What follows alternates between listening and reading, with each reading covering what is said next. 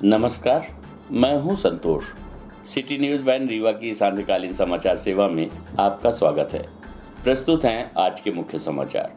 केवटी मुख्य नहर की फूटी दीवार, खेतों में घुसा पानी, फसलें हुई खराब। चोरी की स्ट्रीट लाइटों से रोशन हो रहे थे मैरिज गार्डन और रेस्टोरेंट। 42 लाइटें की गई जब्त, 3 लोग गिरफ्तार। अवैध कॉलोनाइजर पर निगम प्रशासन का चला बुलडोजर, बाउंड्री वाल और सड़कें उखाड़ी। खबरें अब विस्तार से। केवटी मुख्य नहर की फूटी दीवार, खेतों में घुसा पानी, धान के साथ साथ किसानों की अन्य फसलें भी हुई बर्बाद। आपको बता दें कि भाटी गांव में आज केवटी नहर की दीवार फूट गई, जिसके बाद नहर का पानी किसानों को खेतों में जा घुसा, जिससे धान सहित किसानों की अन्य फसलें खराब हो गई। हम आपको बता दें कि भाटी गांव में केवटी नहर की दीवार फूट गई, मगर प्रशासनिक अमले ने अब तक टूटी हुई नहर की सुध नहीं ली है और ना ही उन किसानों से मुलाकात की जिनका नुकसान हुआ है, जिसके कारण अब प्रशासनिक अमले पर किसानों का रोष देखा जा सकता है। बताया जा रहा है कि नहर का निर्माण कार्य गुणवत्ता विहीन था, जिसके कारण से ये हादसा हुआ और नहर की दीवार टूट गई। आपको बता दें कि किसानों की फसलों को फायदा पहुंचाने सरकार के द्वारा गांव-गांव तक नहरों का जाल बिछाए जाने का प्रयास किया जा रहा है, मगर रीवा के भाटी गांव में बनी नहर किसानों के लिए जंजाल साबित हो गई। दरअसल भाटी गांव में बनी नहर की दीवार टूट गई, जिससे नहर में भरा पानी किसानों के खेतों में जाने लगा, जिसके कारण अधिक पानी जाने की वजह से गांव के किसानों की धान सहित अन्य कई फसलें नष्ट हो गईं।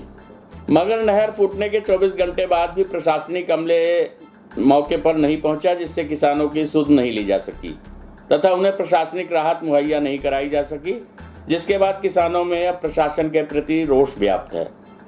पीड़ित किसानों का कहना है कि कुछ अधिकारी आज सुबह नहर जांच करने पहुंचे थे, लेकिन उनकी यह जांच मात्र फोटोग्राफी तक ही सीमित रह गई और खाना पूर्ति कर वो वापस लौट गए। किसानों का कहना है कि नहर काफ़ी पुरानी है और आज तक इसका मेंटेनेंस का कार्य नहीं कराया गया है। इसके अलावा नहर की दीवार अन्य जगहों से भी जर्जर हालत में है, जो कि कभी भी धराशायी हो सकती है। बताया जा रहा है कि बाणसागर से जोड़कर रीवा के किसानों को पानी उपलब्ध कराने के लिए केवटी नहर का निर्माण कार्य कराया गया था, मगर कई वर्षों से इस नहर का जीर्णोद्धार नहीं कराया गया है, जिसकी वजह से नहर की दीवार के पीछे की मिट्टी ढह गई और नहर की दीवार धराशायी हो गई, जिससे नहर से लगे हुए खेतों में पानी घुस गया तथा स्थानीय किसानों की धान सहित अन्य कई फसलें नष्ट हो गईं। वहीं जब इस मामले पर बाणसागर के अधिकारियों से चर्चा करने की कोशिश की गई तो उन्होंने मामले पर कुछ भी कहने से इनकार कर दिया। प्रस्तुत है इस संबंध में संजय पांडे और आनंद शुक्ला, पीड़ित किसानों से प्राप्त जानकारी के अंश। ये नहर में होल पहले ही हो गया था। इसमें होल से 10 आस पावर का पानी पहले निकल रहा था, तो जो नहर की पेट्रोलिंग टीम है उसको भी हमने खुद जानकारी दिया था, फ़ोन से भी वहाँ जानकारी दिया था, लेकिन कोई देखने नहीं आया और पहले पानी बंद था। थोड़ा थोड़ा पानी आया, थोड़ा थोड़ा चल रहा था। जब इन्होंने पूरा पानी छोड़ा तो ये नहर फूट गई। उन्होंने ना मेंटेनेंस वालों ने कुछ किया, ना कोई आया वहाँ से। और आज एसडीओ साहब आए थे तो वो चुपचाप, किसी को नहीं बुलाए, किसका क्या नुकसान हुआ किसी को नहीं, चुपचाप वो आए यहाँ पे देख के, रोजगार सहायक को बुलाए थे, उससे उन्होंने अपना बात किया और चुपचाप निकल गए। कोई सर्वे नहीं किया उन्होंने। हर जगह डैमेज है, नहर की पूरा काम ही ख़राब हुआ था, हर जगह डैमेज है। आप चाहे तो पूरा देख सकते हैं, कहाँ कहाँ ब्रेकेज दिखाई दे रहे हैं। इसके अभी आगे भी इसी तरह है, वो पूरा फूटे हुए, गांव के लोग अपने से मिट्टी डाल के उसको वो किए हैं। अरे इसकी चपेट में ये मनकारी तक जाती है, माने यहाँ से 10 किलोमीटर तक ये पानी जाता है, मतलब 10 किलोमीटर तक नुकसान हुआ है उतना। ये क्या चाहते हैं आप लोग? काफी तो इससे हम लोग अपना जो फसल की नुकसान हुई है उसकी भरपाई तो चाह ही रहे हैं। और तमाम हर जगह सिंचाई के लिए मोटर लगाए थे, पाइपें लगी हुई थी, सब बह के पता नहीं कहाँ चला गया। अब उसके लिए कोई सुनने को अधिकारी आते हैं तो सीधे बताइए, चुपचाप वो अपना फ़ोटो खींचे, वीडियो लिए, चुपचाप निकल गए। मेरा नाम संजय पांडे है, भाटी की है। ये नहर फूट गई है जो, तो इस नहर में तो कहीं न कहीं लापरवाही तो हुई है, तब न फूटी है। जिस दिन से पानी छोड़ा गया उस दिन से कोई कर्मचारी भी नहीं आया। अगर देखते तो ये स्थिति है, 2 एकड़ की मेरी धान, गरीब किसान कहाँ से कहाँ चल रहा है, कहाँ जूझ रहा है। और इस मोटर बह गई मेरी, पाइप बह गया मेरा। ये केवटी मेन शाखा है, केवटी कैनाल मेन शाखा है, तो ये तो बिल्कुल एकदम जो करना तो उसको तो कर ही दिया।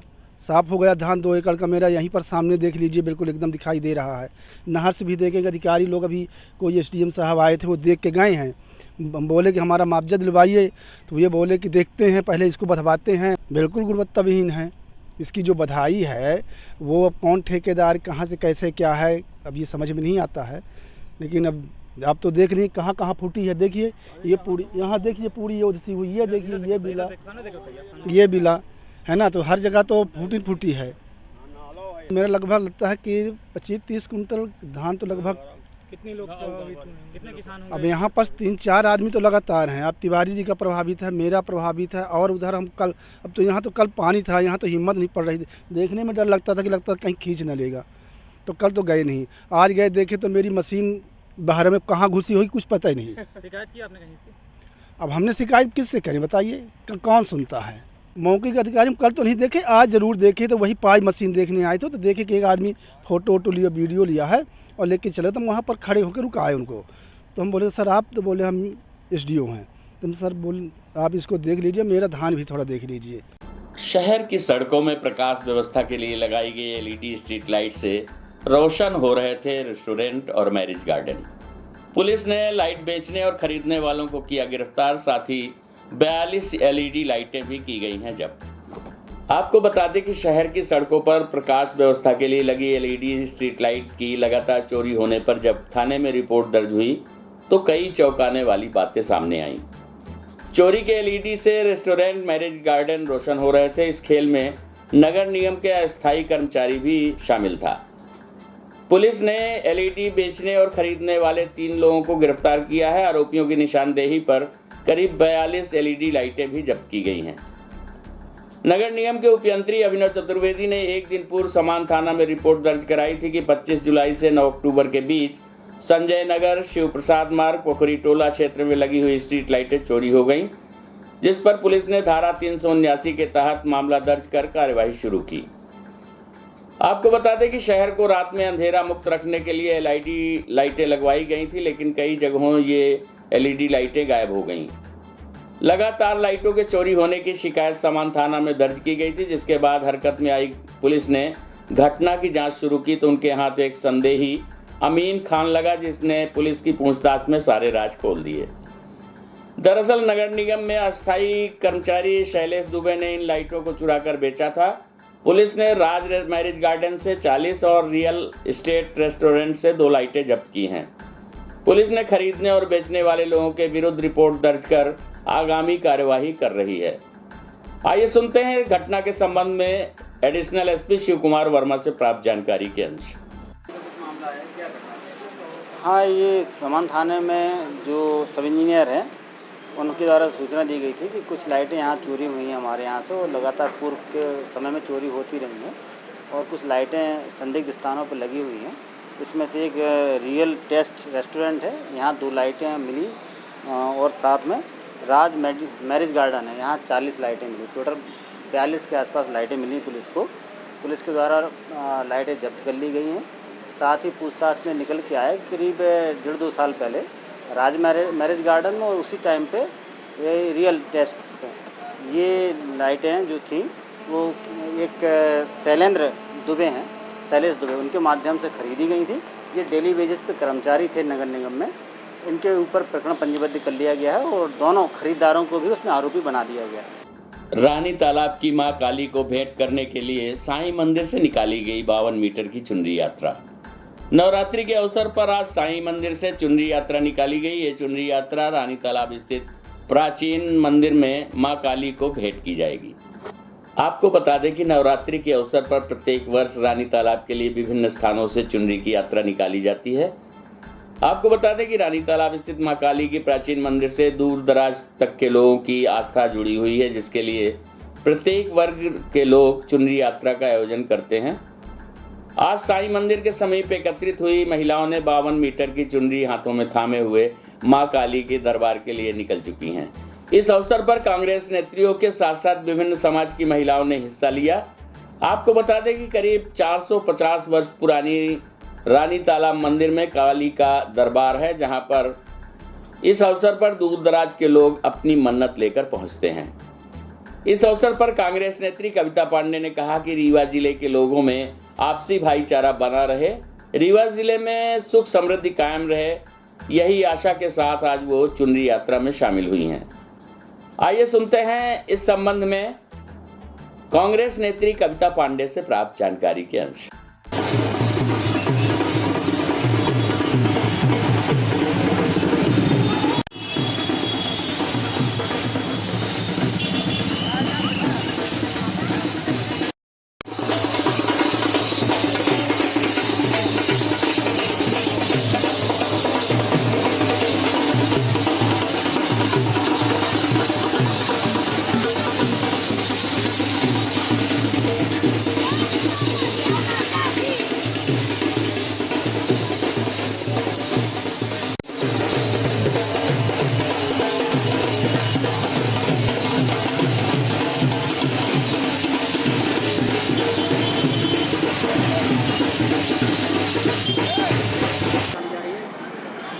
देश में सुख शांति बनी रहे, समृद्धि बने रहे, हमारे रीवा में किसी प्रकार का कोई संकट ना आए, सर्वधर्म सर्व जाति सद्भाव बना रहे, इसी आशा के साथ हमने चुनरी चढ़ाने के लिए माता के दरबार में हमारी बहनें जा रही हैं और हम ये चुनरी माता के दरबार में समर्पित करेंगे और माता रानी से ये कामना करेंगे कि हमारे रीवा को में सुख शांति ऐश्वर्य बना रहे, शांति और प्रेम बना रहे, भाईचारा बना रहे।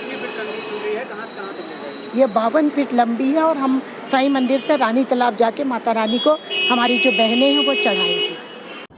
कलेक्टर एसपी ने जेल का किया औचक निरीक्षण। बैरकों में कैदियों के सामानों की तलाशी में मिले संदिग्ध सामान।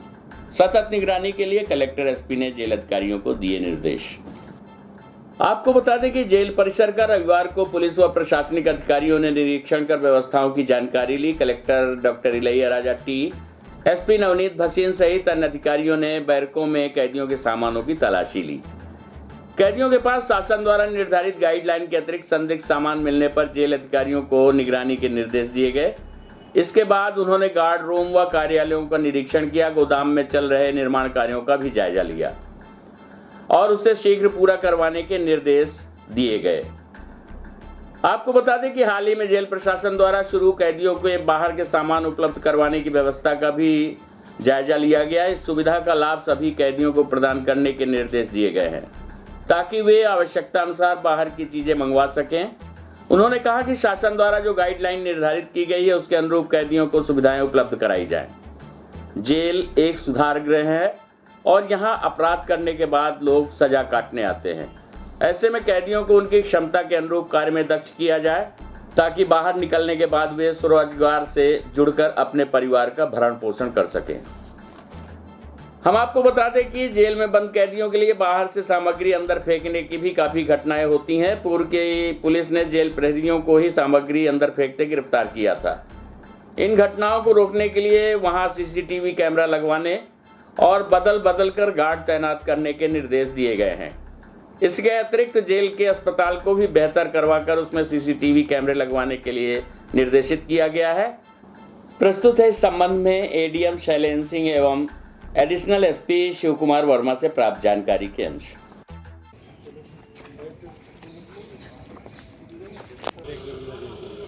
ये सामान्य जेल का जैसा निरीक्षण किया जाने के शासन के निर्देश है उसके परिपालन में आदरणीय कलेक्टर साहब, एसपी साहब, एडिशनल एसपी साहब और हम लोग आए थे यहाँ पे। विभिन्न थाना प्रभारी और उनका बल भी था।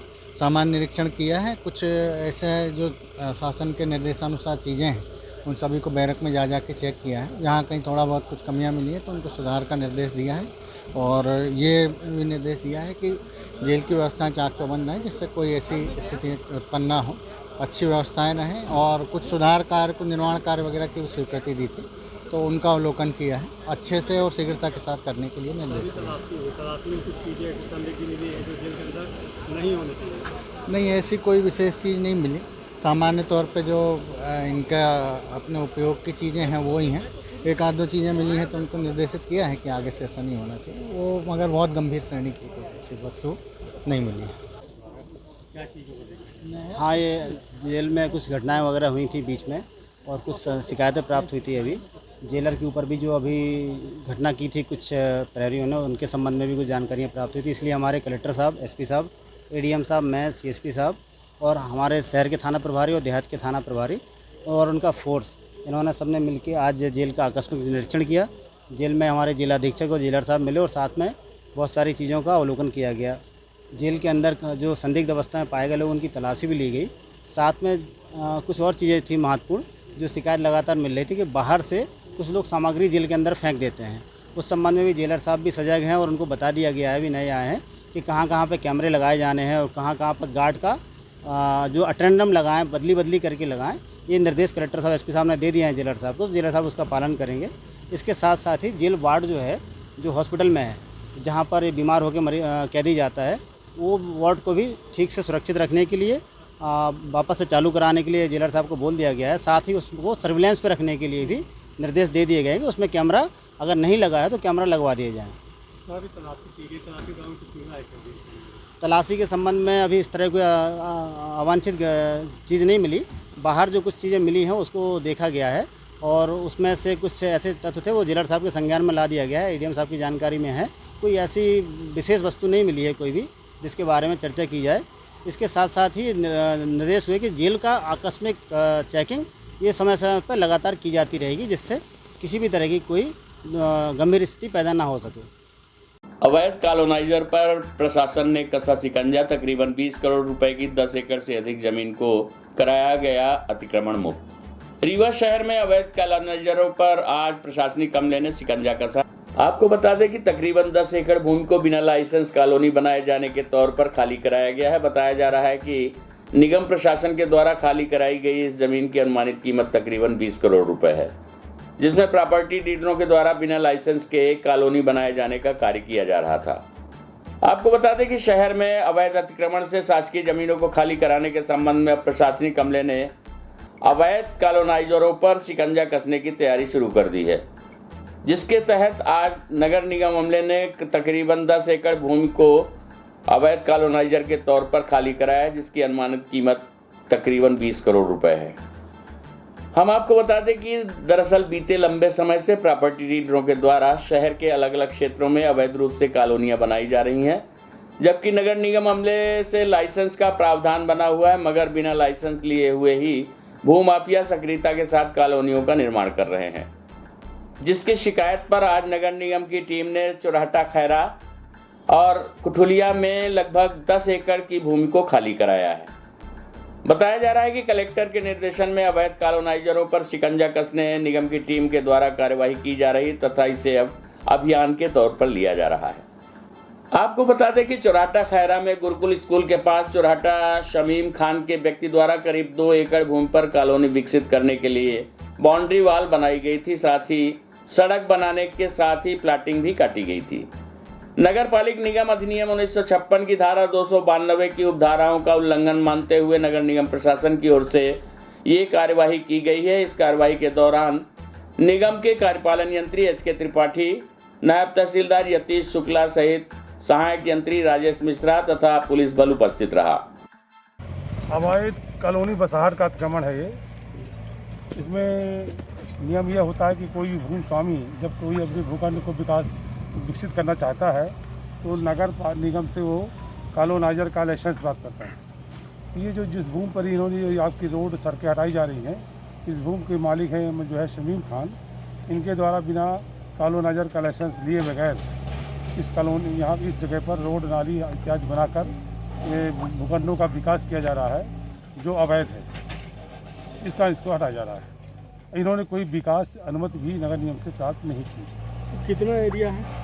लगभग ये करीब 2-2.5 एकड़ के आसपास ज़मीन है इनकी, और इन्होंने बिना अनुमति के, बिना कानूनी विकास अनुमति के इन्होंने यहाँ पर भूखंड बनाने का प्रयास किया है जो अवैध है, इसलिए हटाया जा रहा है। स्थान कौन सा कहलाता है?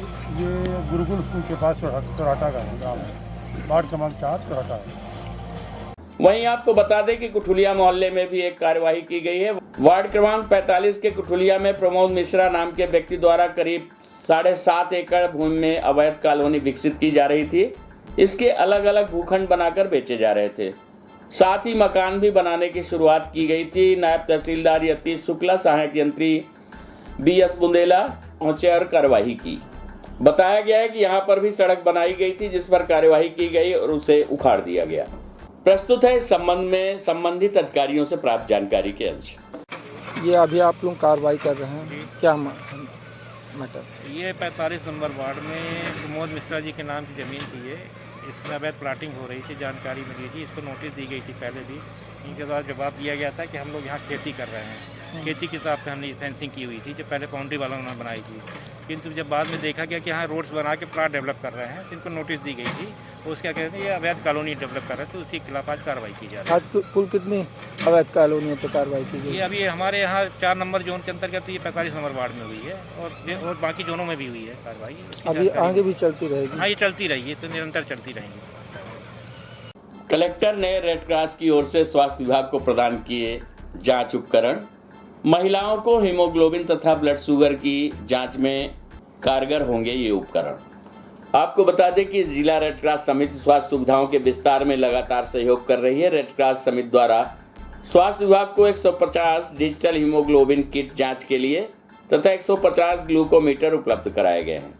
कुशाभाऊ ठाकरे जिला चिकित्सालय में आयोजित कार्यक्रम में collector doctor Ilaiya Raja T ने मुख्य चिकित्सा एवं स्वास्थ्य अधिकारी डॉक्टर BL मिश्रा को जांच उपकरण प्रदान किए। डॉक्टरों का आत्मविश्वास बढ़ाने के लिए कलेक्टर ने नवीन उपकरणों में सबसे पहले स्वयं के हीमोग्लोबिन तथा ब्लड शुगर की जांच करवाई है।